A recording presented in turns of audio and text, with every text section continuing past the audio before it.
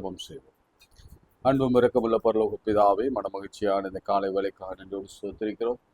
இந்த வாரத்திலே முதல் நாளிலே இதை காணும்படியான கிருபை தந்திருக்கிறீர், அதுக்காக ஸ்தோத்திரம். நாங்கள் நிற்பதும் நிர்மூலமாகாமல் இருப்பதும் கர்த்தருடைய கிருபையே, உடைய இரக்கங்களுக்கு முடிவில்லை. அவை காலைதோறும் புதிதாக இருக்கிறதுக்காக மக்கள் ஸ்தோத்திரம் செலுத்துகிறோம். அங்கும் இங்கு நோய்களும் வியாதிகளும் பலவீனங்களும் பரவி வந்தாலும் எங்களுக்கு அடைக்கலும் பலனும் ஆபத்து காலத்து அனுகூலமான துணையாக இருக்கிற கிருபைக்காக ஸ்தோத்திரம். உன்னதமானவரின் மறைவில் இருக்கிறபடினாலே நாங்கள் சர்வ வல்லவரின் நிழலில் தங்குவோம். ஆபத்திலே அவனை நோக்கி கூப்பிடுவான். நான் அவனுக்கு மறு உத்தரவு செய்து நான் அவனோடு இருந்து அவனை தப்புவித்து அவனை கனப்படுத்தி நான் நீடித்த நாட்களால் அவனை திருப்தியாக்குவேன் என்ற வாக்கை நிறைவேற்றி வரும் கிருபைக்காக ஸ்தோத்திரம். இந்த நாளிலும் கூட ஆண்டவரே, எங்கள் அலுவல்களை தொடங்கும் முன்பு வாரத்தின் முதல் நாளிலே முதல் மணி நேரத்தையும் முதல் நாளின் முதல் நிமிடத்தையும் உடைய கரத்தில் கொடுக்கிறோம். உண்மையை பார்க்கிறோம், உம்மோடு பேசுகிறோம், உடைய வார்த்தையை கேட்கிறோம், உம்மை துதித்து பாடுகிறோம். உம்மிடத்திலிருந்து ஏதாவது வருமா என்று நாங்கள் காத்திருக்கிறோம். நீரே எங்களுக்கு நல்ல பதிலை கொடுத்து ஆசீர்வதிக்க வேண்டும் என்று இயேசுவின் நாமத்தில் ஜெபிக்கிறோம் நல்ல பிதாவே, ஆமென். காலையும் மாலையும் வேலையும் கர்த்தரை கருத்துடன் பாடிடுவோம் என்ற பாடுகிறார். காலையும் மாலையும் வேலையும் கர்த்தரை கருத்துடன் பாடிடுவேன். காலையும் மாலையும் வேலையும் கர்த்தரை கருத்துடன் பாடிடுவேன். பரிசுத்தர் பரிசுத்தர் பரிசுத்தர் என தூதர் பாடிடும் தொனி கேட்குதே. பரிசுத்தர் பரிசுத்தர் பரிசுத்தர் என தூதர் பாடிடும் தொனி கேட்குதே. கர்த்தரின் வெளிச்சம் ஜீவனின் பலனும் கிருபையாய் இரட்சிப்பும் ஆனார். கர்த்தரின் வெளிச்சம் ஜீவனின் பலனும் கிருபையாய் இரட்சிப்பும் ஆனார். அஞ்சிடாமல் கலங்காமல் பயமின்றி திகிலின்றி அனுதீனம் வாழ்ந்திடுவேன். அஞ்சிடாமல் கலங்காமல் பயமின்றி திகிலின்றி அனுதீனம் வாழ்ந்திடுவேன். காலையும் மாலையும் வேலையும் கர்த்தரை கருத்துடன் பாடிடுவேன். ஒன்றை நான் கேட்டேன், அதையே நாடுவேன், என்றும் நம் மகிமையை காண. ஒன்றை நான் கேட்டேன், அதையே நாடுவேன், என்றும் தம் மகிமையை காண. ஜீவனுள்ள நாளெல்லாம் தம் ஆலயத்தில் தங்குவதை வாஞ்சித்து நாடிடுவேன். ஜீவனுள்ள நாளெல்லாம் தம் ஆலயத்தில் தங்குவதை வாஞ்சித்து நாடிடுவேன். காலையும் மாலையும் வேலையும் கர்த்தரை கருத்துடன் பாடிடுவேன். தீங்கு நாளில் தம் கூடார மறைவில் தேடி சேர்த்தென்னை மறைப்பார். தீங்கு நாளில் தம் கூடார மறைவில் தேடி சேர்த்தென்னை காப்பார். உன்னதத்தில் மறைவாக ஒளித்தென்னை பாதுகாத்து உயர்த்துவார் கண்மலை மேல். உன்னதத்தில் மறைவாக ஒளித்தென்னை பாதுகாத்து உயர்த்துவார் கண்மலை மேல். காலையும் மாலையும் வேலையும் கர்த்தரை கருத்துடன் பாடிடுவேன். பரிசுத்தர் பரிசுத்தர் பரிசுத்தர் என தூதர் பாடிடும் தொனி கேட்குதே. பரிசுத்தர் பரிசுத்தர் பரிசுத்தர் என தூதர் பாடிடும் தொனி கேட்குதே. எல்லா கைகளை உயர்த்தி மோசே போல நாம் ஜெபிக்கலாமா? தைரியத்தோட, நம்பிக்கையோட, விசுவாசத்தோட மோசே கைகளை உயர்த்தி ஜெபித்த போது இஸ்ரவேலர்கள் மேற்கொண்டார்கள். நம்ம குடும்பத்தை மனதில் வைத்து, நம்ம பிள்ளைகளை மனதில் வைத்து, அவருடைய திருமண காரியங்களை மனதில் வைத்து, நம்முடைய சரீர பலவீனத்தை மனதில் வைத்து, நம்முடைய வாதைகளை, நம்முடைய குறைவுகளை, நம்முடைய தேவைகளை மனதில் வைத்து, நம்முடைய கடன்களை, கோர்ட் கேஸுகளை மனதில் வைத்து கைகளை உயர்த்தி, ஆண்டவரே, ரெவிதீமில் இறங்கினது போல கர்த்தர் இறங்கி வந்து எங்களுக்காக யுத்தம் செய்வீராக. இது கர்த்தரின் யுத்தம் என்று சொன்னது போலவே நாங்கள் தாவீதை போல நாங்களும் தைரியமாய் சொல்ல, கர்த்தரின் யுத்தம், ஓ கர்த்தர் எனக்காக யுத்தம் பண்ணுவார் என்று நம்பிக்கையோடு கூட, கர்த்தர் எனக்காக யாவையும் செய்து முடிப்பார். எல்லா கரங்களை உயர்த்தி ஜெபிக்கிற ஒவ்வொரு பிள்ளைகளுக்கும் அவங்க தேவைகள் எல்லாம் இந்த நாளிலே காலை வேளையில சந்திக்கப்படுகிறதே என் ஆவிலே நான் பார்க்கிறேன். விசேஷமாய் குழந்தை இல்லாதவர்களுக்கு, விசேஷமாய் திருமண தடை உள்ளவர்களுக்கு, விசேஷமாய் குழந்தை திருமணத்திற்காக காத்திருக்கிறவர்களுக்கு கர்த்தர் ஒரு அற்புதத்தை செய்கிறார். அநேகருடைய கண்கள் திறக்கப்படுகிறது. அநேகருக்கான கேன்சர்கள் இயேசுவின் நாமத்தினால் இப்பொழுதே அந்த கேன்சர் கிருமிகள் அழிகிறதை நான் பார்க்கிறேன். நுரையீரலில், இருதயத்தில், சிறுநீரகத்தில், ஜீரண உறுப்புகளில், ஓ ஜீசஸ் தேங்க்யூ ஃபாதர், எலும்புகளில், முட்டிகளில் கட்டிகள் இவையெல்லாம் மறைந்து சுகமாகிறதை நான் பார்க்கிறேன். இயேசுவின் நாமத்தினாலே, இயேசுவின் நாமத்தினாலே. நீங்க சொல்லுங்க, என் நாமத்தினாலே எதை கேட்டாலும் அதை தருவேன்னு சொன்னீங்களே, இயேசுவின் நாமத்திலே கேட்கிறோம், நாங்கள் பெற்றுக்கொண்டோம் என்று நிச்சயிக்கிறோம். இயேசுவின் வழியை கேட்கிறோம் நல்ல பிதாவே, ஆமென். பிரியமானவர்களே, இந்த புதிய வாரத்திலே கர்த்தர் நம்மோடு கூட பேச விரும்புகிற ஒரு காரியம், அது ஆரோனை குறித்ததான காரியம். யார் இந்த ஆரோன், அதை பற்றி நாம நிறைய பேச போறோம். ஆரோன் அவருடைய ஊழியம், அவருடைய வாழ்க்கை, இவையெல்லாம் தான் நமக்கு ஒரு மாதிரியாக இருந்து நம்மை வழி நடத்த போகிறது. வருகின்ற வாரம் மாத்திரமல்ல, வருகின்ற காலம் முழுவதும். நம்ம நிறைய நேரம் நான் நேற்றெல்லாம் யோசித்து கொண்டிருந்தேன், நம்ம ஏன் இந்த ஆரோனை நம்ம தொடவே இல்லை. ஆரோனின் ஆசீர்வாதங்களை நம்ம அநேக இடங்களில் மக்களுக்கு சொல்லுகிறோம். கர்த்தர் உங்களை ஆசீர்வதித்து உங்களை பராமரித்து பாதுகாப்பாங்க அப்படின்லாம் நம்ம பேசுகிறோம். ஆரோனின் கோல் பற்றி பேசுகிறோம், பேசியிருக்கிறோம். ஆனாலும் அதை அவ்வளவு ஆழமாக நம்ம பேசினதில்லை. ஆரோனை குறித்து நாம் ஏன் சிந்தித்ததில்லை என்ற ஒரு கேள்வியும் எனக்குள்ளே வந்தது. அவ்வளவு சிறப்பு மிக்க ஒரு கேரக்டர் ஆரோன், ரொம்ப ரொம்ப சிறப்பு மிக்க ஒரு கேரக்டர். அவருக்கு நிகர் அவரை வந்து கம்பேரிசன் மோசையோடையோ அல்லது சாமுவேலையோடோ அப்படியெல்லாம் எப்படியும் கம்பேர் பண்ணாமல் அவருக்கு நிகர் அவர் எல்லாவற்றிலும் சற்றே உயர்ந்து நிற்கிறதை என்னாலே பார்க்க முடிகிறது.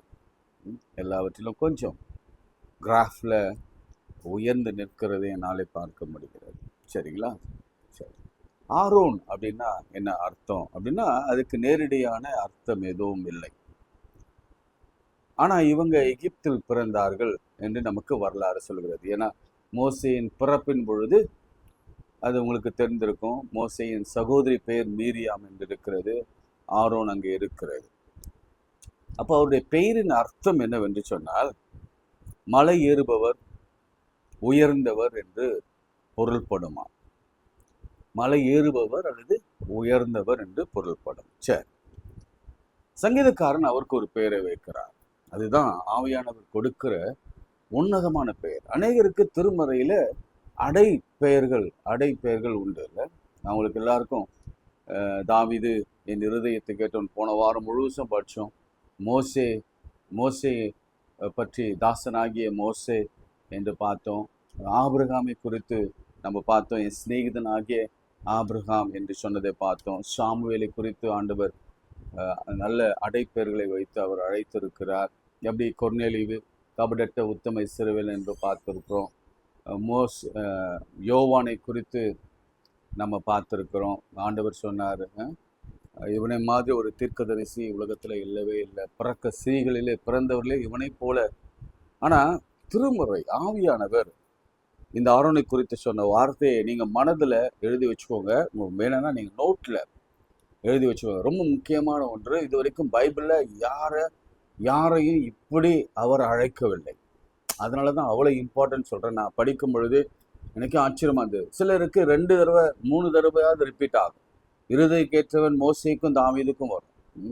சிநேகிதனா அதுவும் தாவீதுக்கும் மோசேக்கும் வரும். ஆனால் இங்கே பாருங்க, சங்கீதம் 106:16, சாம் 106:16. பாளையத்தில் அவர்கள் மோசேயின் மேலும் கர்த்தருடைய பரிசுத்தனாகிய ஆரோனின் மேலும் பொறாமை கொண்டார்கள். திரும்ப நான் சொல்றேன், எங்க மனசுல ஆழமா ஒரு வார்த்தையாவது நம்ம பைபிள் இருந்து ஆரோனை பற்றி தெரிந்து கொள்ளணும்னா நாம அந்த ஆரோனின் வாழ்க்கையை நாம் பிரதிபலிக்கிறவளாக இருப்போம். நமக்கும் நம்மளுடைய இயல்புக்கேற்ற மாதிரி நமக்கு நிறைய பேர்கள்லாம் வச்சிருப்பாங்கல்ல, இருக்கட்டும், அது போகட்டும். கர்த்தருடைய பரிசுத்தனாகிய ஆரோன், இப்படிதான் பேர் எடுக்கணும். திரும்ப சொல்றேன், கர்த்தருடைய பரிசுத்தனாகிய ஆரோன். இந்த பரிசுத்தர் பரிசுத்தர் பரிசுத்தர் என்று ஒருவர் மாத்திரம்தான் நம்ம சொல்வோம். அது யாருன்னு நம்ம சேனைகளின் கர்த்தர். அதுவும் பரலோகத்திலே தேவதூதர்களாலும் கேருபீன்கள் சேராபீன்களாலும் போற்றப்படுகிற சர்வ வல்லவரை தான் பரிசுத்தர் பரிசுத்தர் பரிசுத்தர் என்று பைபிள், என்டையர் பைபிளை நம்ம அதை பார்க்கிறோம்.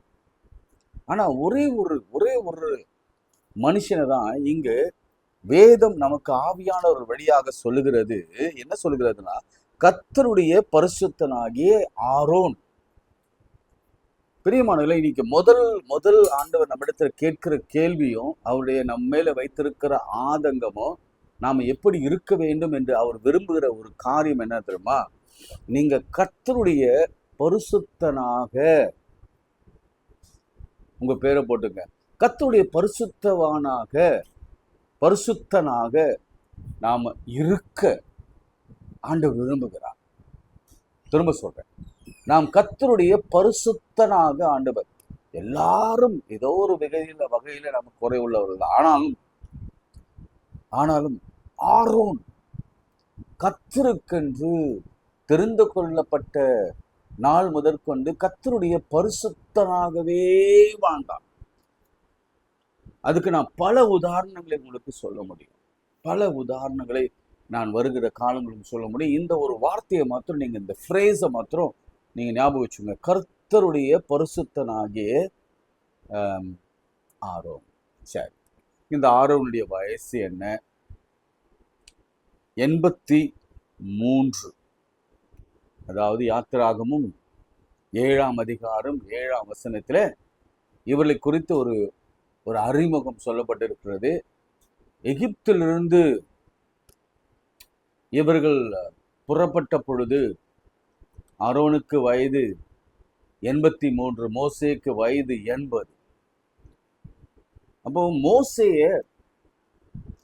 கர்த்தர் அழைத்து எகிப்துக்கு அனுப்புகிறார். இங்க ஒரு கேள்வி உங்களுக்கு முன்வைக்கிறேன். கர்த்தர் முதலாவது அழைத்தது யார? எகிப்தின் அடிமைத்தனத்தில் இருந்து இஸ்ரவேல் ஜனங்களை மீட்க கர்த்தர் அழைத்த நபர் யார்? அது ஆரோனா அல்லது மோசேயா?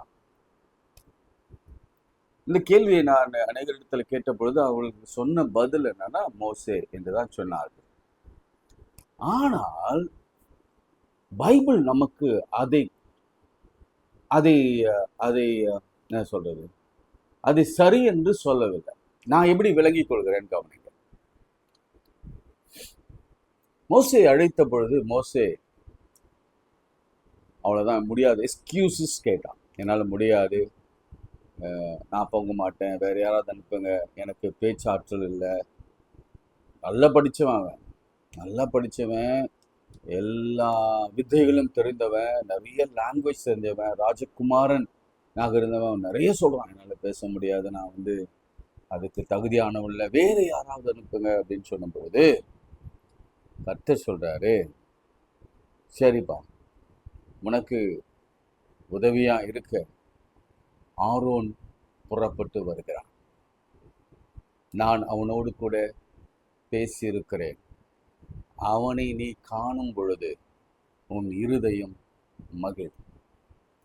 இப்போ இந்த கேள்வியை மறுபடியும் கேட்கிறேன். இஸ்ரேல் மக்களை விடுதலையாக்க கர்த்தர் மோசேயை அழைக்கும் முன்பு யாரிடத்துல முதலாவது பேசியிருக்கிறார் என்றால் அது ஆரோனின் மனதிலே பேசியிருக்கிறார். ஆமென். ஃபர்ஸ்ட் ஆரோன் தான். அவனிடத்துல பேசி இந்த அடிமைத்தனத்திலிருந்து இந்த பிள்ளைகளை கொண்டு வர வேண்டும் என்ற ஒரு தாகம், ஜனங்கள் மீது இருந்த தாகம், அடிமைத்தனத்தில் இருக்கிற ஜனங்கள் மீது இருந்த அந்த அன்பு, எப்படியாவது இந்த ஜனங்கள் வெளியே கொண்டு வர வேண்டும். அதனாலதான் ஆண்டவரும் கர்த்தரும் ஆரோனோடு கூட பேசி இருந்தாங்க. அதனால ஆரோனை கூப்பிடும் பொழுது ஆரோன் ரொம்ப சந்தோஷத்தோட அக்செப்ட் பண்ணார். நான் போய் பார்க்கிறேன், தம்பியை பார்க்கிறேன். இதுல ஒரு நம்மளா இருந்தா என்ன, ஒரு ஈகோ இருக்கும். நம்மளை விட சின்ன பையன், 3 வயசு சின்ன பையன், நாம அவனுக்கு வாயா இருக்கணுமா? கர்த்தர் சொல்றாரு, அவன் உனக்கு மவுத் பீஸ் ஆக அல்லது வாயாக இருப்பான். மோசே தான் கைகளில் கோலை வைத்து அற்புதங்கள் அடையாளங்கள் எல்லாம் செய்வார்.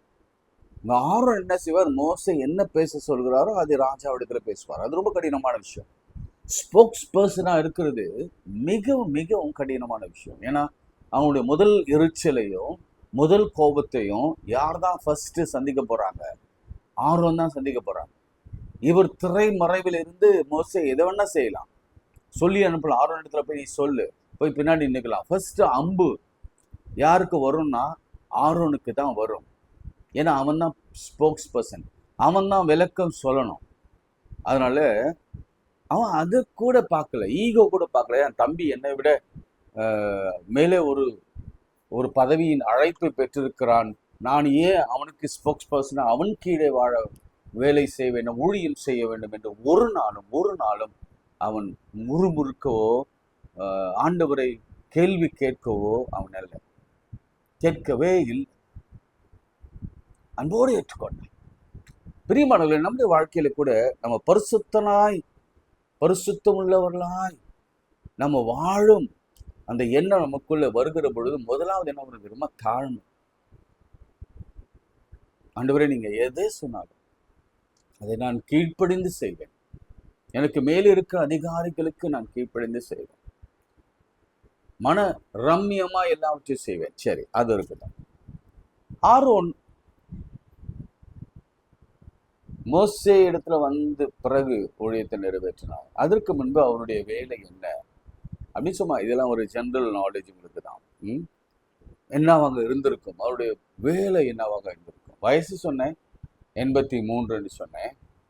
அவருடைய வேலை என்னவாகும்? அவருக்கு மனைவி பிள்ளைகள்லாம் இருந்தாங்க. வேலை எல்லா ஆக்கியோன்களும் எல்லா ரைட்டர்ஸும் ஹிஸ்டோரியன் சொல்ற விஷயம் என்னன்னா, வரலாற்று ஆய்வாளர் சொல்ற காரியம் என்னவென்று சொன்னால், நிச்சயமாக ஆரோன் ஒரு கோல்ட் ஸ்மித்தாக இருந்திருக்க வேண்டும். அதாவது தங்கத்தை உருக்கி, வெள்ளியை உருக்கி, வெண்கலத்தை உருக்கி அல்லது உலோகங்களை உருக்கி சொரூபங்கள், தெய்வங்களை செய்கிற ஒரு ஆசாரி வேலை. நம்ம அது ஆசாரின்னு தான் சொல்லுவோம். உங்களுக்கு தெரியும், நம்முடைய ஊர்ல அந்த கோல்ட் ஸ்மித் ஆசாரி என்று தான் சொல்லுவோம். அதுலேருந்து ஆசாரின்னு வந்துதான் நமக்கு தெரியல. எனிவே, அது வேற டாபிக். ஏன் அதை நான் உங்களுக்கு சொல்லுகிறேன் என்று சொன்னால், மோசே மலையிலிருந்து இறங்க தாமதமான பொழுது இவங்க ஜனங்கள் எல்லாரும் ஆரோனை கல்லெறியும்படியாக, யோசுவாவை கல்லெறியும்படியாக, கொலை செய்யும்படியாக கொலை வெறியோடு கூட தாக்க முற்படுகிறார். எத்தனை பேர் தெரியுங்களா? இதை உங்களுக்கு சொல்லிட்டே வருவேன். எத்தனை பேர் தெரியுமா? 25 லட்சம் பேர். 1-2 பீப்புள் அல்ல. எகிப்திலிருந்து புறப்பட்ட ஜனங்கள், வேற ஒரு ஆசிரியர் சொல்றார் 30 லட்சம் இலக்கம் இருக்குமா 12 ட்ரைப்ஸ்ல. சாதாரண கூட்டம் இல்லை. ஏரியாவே பெருசுங்க. அவங்க கேம்ப் போட்ட ஏரியாவே பெருசு.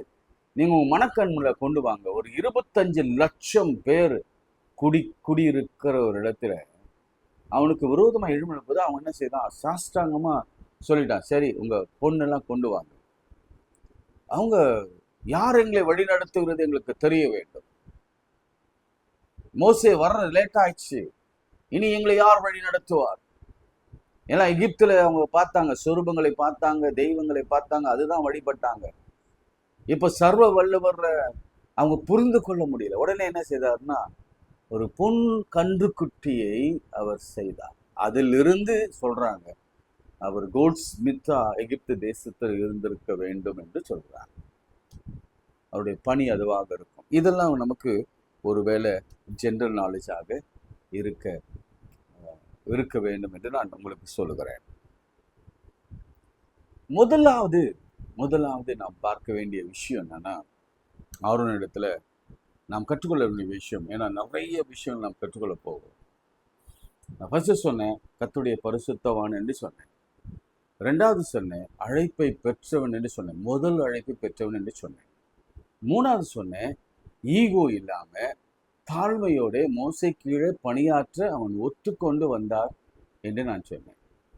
நான்காவது ஒரு காரியத்தை சொல்றேன், அவனுடைய வேலையும் அவனுடைய கேரக்டரிஸ்டிக்ல ஒன்று நான் சொன்னேன். ஐந்தாவது ஒரு காரியம் என்னன்னா, திறப்பில் நிற்கிறவன். இதுதான் இன்னைக்கு நமக்கு பெரிய பாடம், அதுதான் நமக்கு செய்தியும் கூட. தேவனிடத்துல நெருங்கி இருப்பவன், தேவனிடத்துல நெருங்கி வாழ்ந்தவன், அவன் பரிசுத்தனா இருந்தபடினால்தான். பாருங்க, நல்ல கவனிங்க. ஒரு ஆசாரியன் ஒருவேளை குடிக்கிறவனாகவோ வேசித்தனம் பண்ணுகிறவனோ இருந்தான்னா, அந்த கர்த்தருடைய பரிசுத்த ஸ்தலத்திற்குள்ளே போகும் பொழுது, மகா பரிசுத்த ஸ்தலத்திற்குள்ளே போகும் பொழுது, அவருடைய இடுப்புல வெள்ளி மணிகளை கொலுசு மாதிரி போட்டிருப்பாங்க. தொங்கல்ல இந்த பொமோகிரேனட் அது இருக்கும். கயிறு கட்டி விடுவாங்க. ஒருவேளை அவங்க பாவம் செய்து பரிசுத்த குலைச்சலாய் உள்ள வந்திருந்தா தெய்வம் அவங்களை அடித்து போடுவார். அடிச்சு போட்டார்னா அவங்க வெயிட் பண்ணி பார்ப்பாங்க. வரலன்னா உடனே அந்த சடலத்தை இழுத்து வெளியே போடுவாங்க. இது நடந்திருக்கிறது. அதனாலதான் சொல்றேன், 83 வயதிலிருந்து 123 வயது வரைக்கும் தன்னை பரிசுத்தமாய் காத்து கொண்டது. அவர் ஆயுசு நாட்கள் என்னன்னா 1 2 3 123 வயசு வரைக்கும் உயிரோடு வாழ்ந்தார். கிட்டத்தட்ட அவருடைய ஊழியத்துல எல்லா நாட்களிலும் ஒரு நாள் கூட அவர் தவறு செய்ததாக நமக்கு வேதாகம் பரிசுத்த குலைச்சல் ஆக்கினார் என்று நமக்கு வேதாகம் சொல்லவே இல்லை. முதலாக இன்றைக்கு நாம் செய்ய வேண்டிய காரியம் என்னவென்று சொன்னால், பார்க்க வேண்டிய காரியம் என்று சொன்னால், அவங்க திறப்பிலே நின்றார்கள். இந்த ரெவிதீம் அந்த நிகழ்ச்சி நமக்கு தெரியும்ல. ரெவிதீம்ல மோசே மலையில் மேலே ஏறினான். உங்களுக்கு தெரியும், அந்த நிகழ்ச்சி நமக்கு எல்லாருக்கும் தெரியும். மலை மீது அவன் ஏறி அவங்க சண்டை பயங்கரமா நடக்குது. கைகளை பரிசுத்த ஸ்தலத்துக்கு நேராக ஏறெடுத்து அவன் ஜெபிக்க ஆரம்பித்தான். அப்பொழுது இஸ்ரவேலர்கள் மேற்கொண்டார்கள். கையை தாழ விடுகையிலே அமிலேக்கியர்கள் மேற்கொண்டார்கள். இது நடந்தது நமக்கு தெரியும். நிறைய தடவை நம்ம இதை வச்சுதான் நம்ம இப்ப கையை தூக்கியே நம்ம ஜெபிக்கிறோம். டெய்லி ஜெபிக்கிறது அதுக்காக தான். ஏன்னா நம்ம கையை தூக்குனா ஆண்டவர் நம்மையும் நம்முடைய ஜனத்தையும் அவர் காப்பாற்றுவார். நல்லா கவனிங்க. மேற்கொண்டார் என்ற வார்த்தையை நம்ம பல விதங்களில பிரிச்சுக்கோங்க. நமக்கு ஜெயத்தை கொடுப்பார், காப்பாற்றுவார், மறைவில் வைப்பார், குணமாக்குவார், நம்மளை விடுதலையாக்குவார், சாவுக்கு ஒப்பு கொடுக்க மாட்டார், மரணம் வராது, ஜெயம் வரும், திருமணம் நடக்கும், குழந்தை பெறும். கையை உயர்த்தி நாம் ஆண்டவரை நோக்கி ஜெபிக்கும் பொழுது இந்த இந்த இந்த இந்த ஜெபம் மோசே மாத்திரம்தான் செய்தார் என்று நாம பல நேரங்களிலே பேசிக்கொண்டே இருந்தோம். ஆனா அவங்கள சப்போர்ட் பண்ண 2 பேர் வந்தாங்க. அதுதான் இன்றைக்கு நான் உங்களுக்கு சொல்ல போகிறேன். 12ஆம் வசனம், யாத்திராகமம் 17:12, எக்ஸோடஸ் 17:12. மோசேயின் கைகள் அசந்து போயிற்று. அப்பொழுது அவர்கள் ஒரு கல்லை கொண்டு வந்து அவன் கீழே வைத்தார்கள். அதன் மேல் உட்கார்ந்தார். ஆரோனும் ஊரும் ஒருவன் ஒரு பக்கத்திலும் ஒருவன் மறுபக்கத்திலும் இருந்து அவன் கைகளை தாங்கினார்கள். இவ்விதமாய் அவன் சூரியன் அஸ்தமிக்கும் வரை ஒரே நிலையாய் இருந்தான். யோசுவா அமலேக்கையும் அவனுடைய ஜனங்களையும் பட்டக்கருக்கினால் முறியடித்தான். பின்பு கர்த்தர் மோசேயை நோக்கி, இதை நினைவு கூறும்படி பொருட்டு நீ ஒரு புஸ்தகத்தை எழுதி யோசுவாவின் செவிகளை கேட்கும்படி வாசி. அமலேக்கர்கள் வானத்திற்கு கீழெங்கும் உறாதபடிக்கு நாசம் பண்ணுவேன் என்றார். மோசே ஒரு பலிபீடத்தை கட்டி அதற்கு யெகோவா நிசி என்று பெயரிட்டான். அமலேக்கின் கை கர்த்தருடைய சிங்காசனத்துக்கு விரோதமானபடினால் தலைமுறை தலைமுறை தோறும் அவளுக்கு விரோதமாய் கர்த்தருடைய யுத்தம் நடக்கும். இப்ப சொல்லுங்க, ஆரோனும் ஊரும் செய்தது என்ன? தாங்கினார்கள்.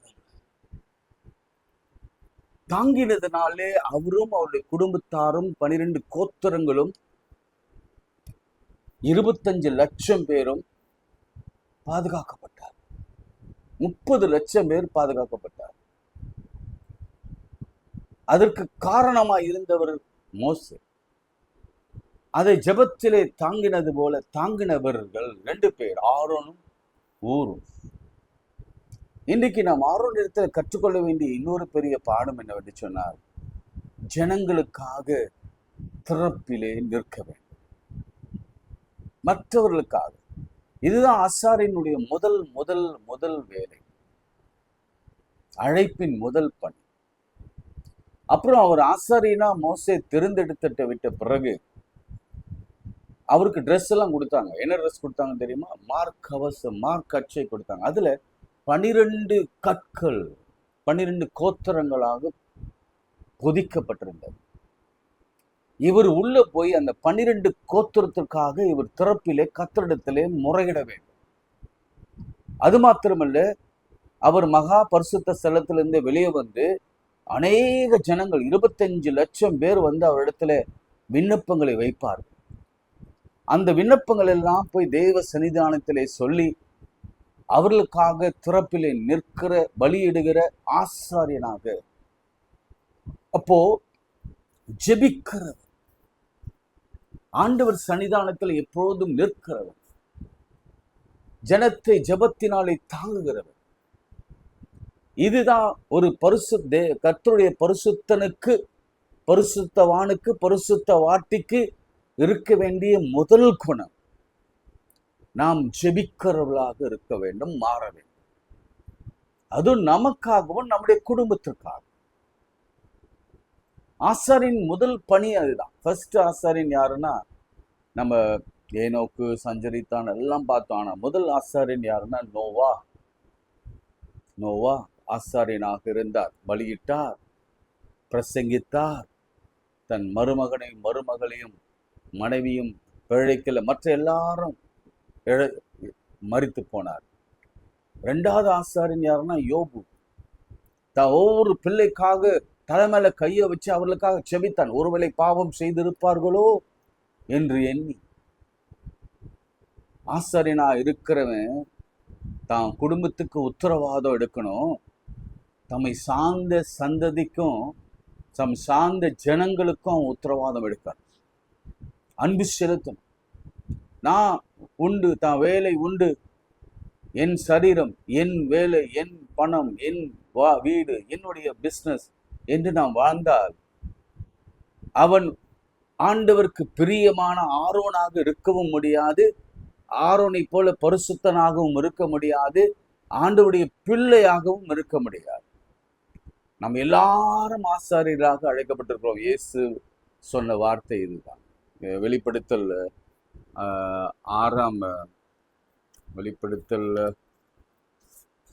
1 அதிகாரம் 6ஆம் வசனம் என்று நான் நினைக்கிறேன்.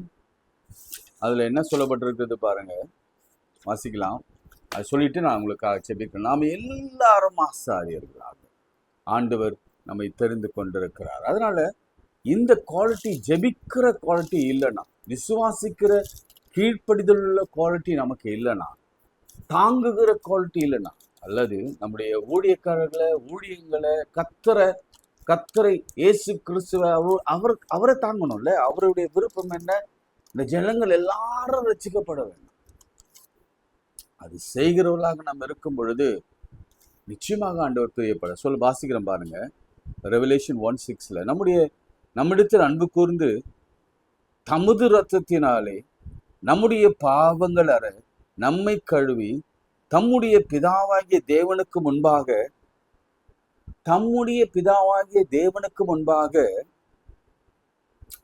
நம்மை ராஜாக்களும் ஆசாரியர்களுமாக்கிய அவருக்கு மகிமையும் வல்லமையும் என்றென்றைக்கும் உண்டாவதாக. நம்ம எப்படி மாற்றி இருக்கிறாரா? ராஜாக்களாக ஆசாரியர்களாக ஆக்கிய இயேசு.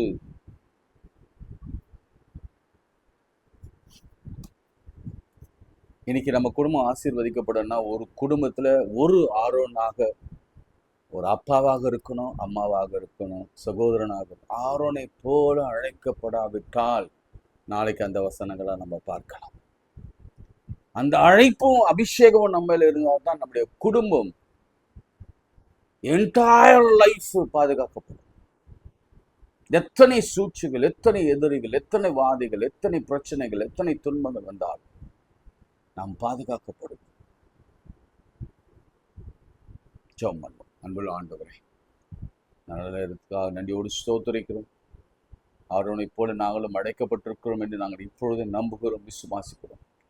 இயேசு கிறிஸ்து எங்களை ராஜாக்களாக ஆசாரியர்களாக ஆக்கி இருக்கிறார். தம்முடைய இரத்தத்தினால் பிதாவிடத்திலே அவரை நம்ம அப்படிதான் அறிமுகப்படுத்தி வைத்திருக்கிறார். அந்த ஆசாரிய பணியை நாங்களும் ஆரோனை போல எடுத்து செய்ய உதவி செய்யும். கர்த்தருடைய பரிசுத்தவான் என்று நாங்கள் பெயரெடுக்க உதவி செய்யும். ஒருவேளை இந்த நேரத்தில் யாரெல்லாம் அப்படி நான் ஆரோனை போல மாறணும்னு கையை உயர்த்துறவங்கெல்லாம் கர்த்தர் உங்களை நோக்கி பார்க்கிறார். ஆண்டவரே, எங்க குடும்பத்துக்கு நான் தான் ஆரோன்.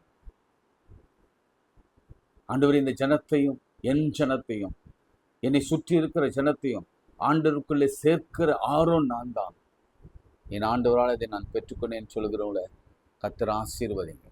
இந்த நாளிலும் கூட நிறைய கேள்விக்கான பதில்கள், நிறைய சரீர பலவீனங்கள், நிறைய பிசாசின் தொந்தரவும் உங்களை விட்டு விலகிறதை நான் பார்க்கிறேன். விசேஷமாய் சிறு வயது தொடங்கி பிசாசினாலே பாதிக்கப்பட்டிருக்கிற இயேசுவின் நாமத்திலே உன்னைதான் ஆண்டவர் தொடுகிறார். எப்பொழுதே வல்லமை புறப்பட்டு போய் இயேசுவின் நாமத்தினாலே அந்த அசுத்த ஆவியை நிர்மூலமாக்கி எரித்து சாம்பலாக்கி அளக்கழித்து இந்த மகளை கர்த்தர் மீட்டு எடுப்பீரார். எல்லா வியாதிகளும், எல்லா பலவீனங்களும், எல்லா கட்டிகளும், எல்லா உபத்திரவங்களும் இயேசுவின் நாமத்திலே மாறட்டும். சர்வ வல்லவர், எங்களுக்காக நீர் வெற்றி கொடுக்கிறவர். யெகோவா ஈரே, கர்த்தருடைய பர்வதத்திலே பார்த்துக்கொள். யெகோவா ஜீரே, கர்த்தர் ஜெயக்கொடியானவர். எங்களுக்கு தோல்வி இல்லை. இயேசுவின் நாமத்தில் ஜெபிக்கிறோம் நல்ல பிதாவே, ஆமென்.